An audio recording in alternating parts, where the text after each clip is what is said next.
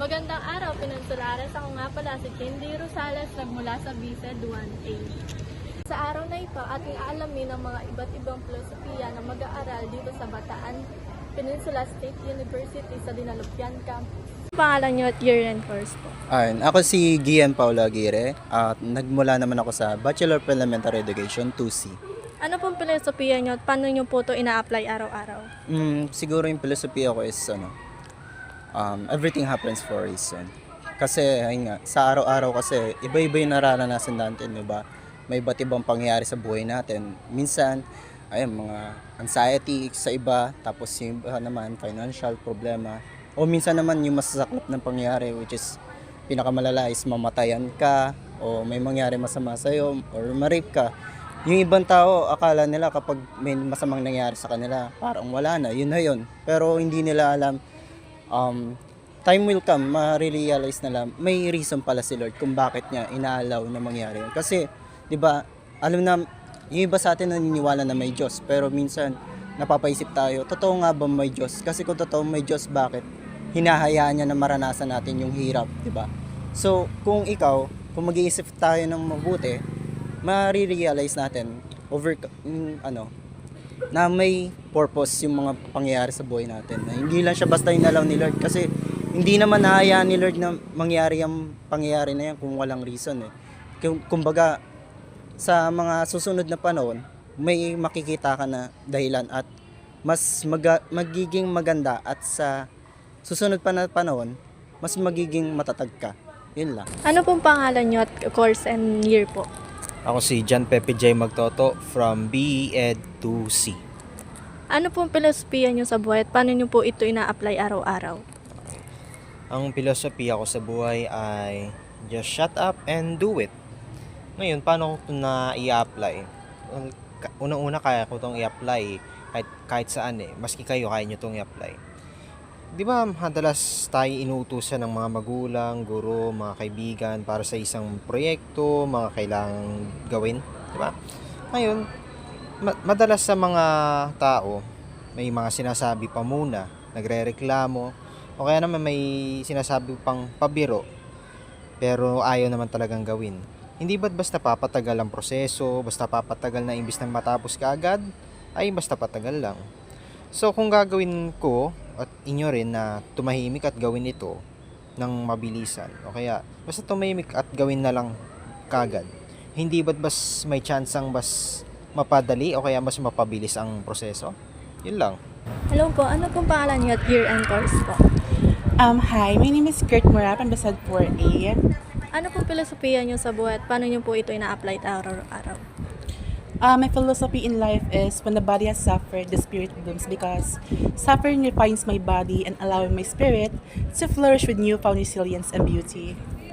Hello po, ano po pangalan niyo at year and course po? Ako po si Fiona Rain Tangkoy from BSED 3. Ano po filosofiya niyo sa buhay at paano niyo po ito ina-apply araw-araw?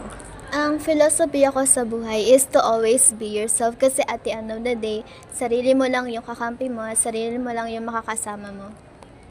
Ako po si Era Maris from BSED Math 1A. Ang motto ko po is try and try until you succeed. Nagagamit ko po siya sa pang-araw-araw ko dahil sa mga subjects, kahit na alam ko nahihirapan ako, ay nagtatry pa rin ako dahil dito may matututunan tayo. Ako si Sophia Reolares from BSED Math, second year. Ang filosofiya ko sa buhay ay kung hindi ngayon, baka bukas. Kasi lahat naman tayo, meron tayong mga goals na gusto ma-achieve, mga bagay na gusto makuha. At hindi yun nakukuha ng isang subukan lang. So, yung motto ko yun, ginagamit ko para i-remind yung sarili ko na kung hindi ko pa siya nakuha ngayon, hindi pa yun nakatapusan ng lahat. Dahil pwedeng sa susunod na araw or sa susunod na subukan na baka makuha ko na siya. Ano year and course po? My name is Jem Emery A. Colinares from BSED Science 2B. Ano pong filosofiya niyo sa buhay at paano niyo po ito ina-apply araw-araw?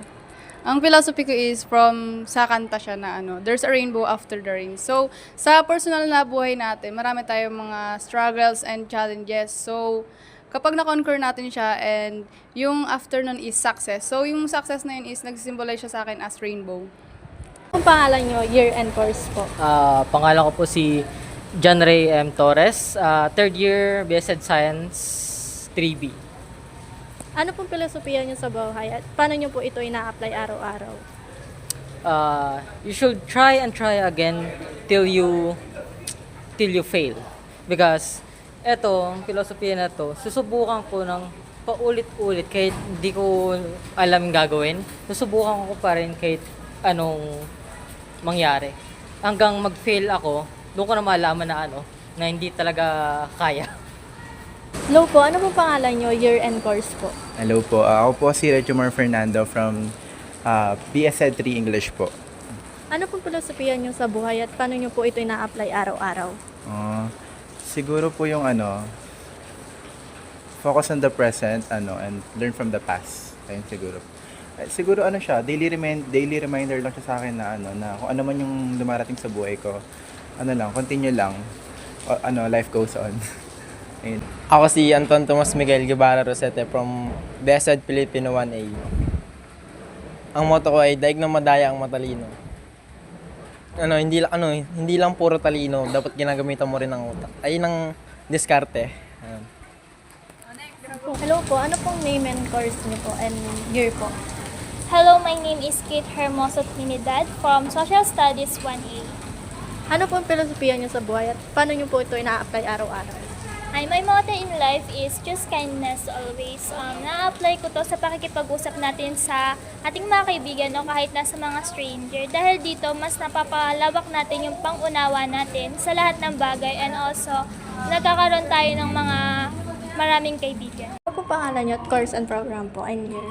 Ako po si De La Rosa Princess ng BSNED 1 and ang motto ko po sa buhay is time is gold kasi po para sa akin mahalaga po yung oras kasi bilang po estudyante, syempre po mag-aaral po kaya iniisip ko rin po yung oras dahil kumpleto pa po yung magulang ko then gusto ko pa po silang makasama ng matagal and di po natin alam kung hanggang saan sila kaya kailangan natin sulitin yung mga oras at panahon na kasama natin sila.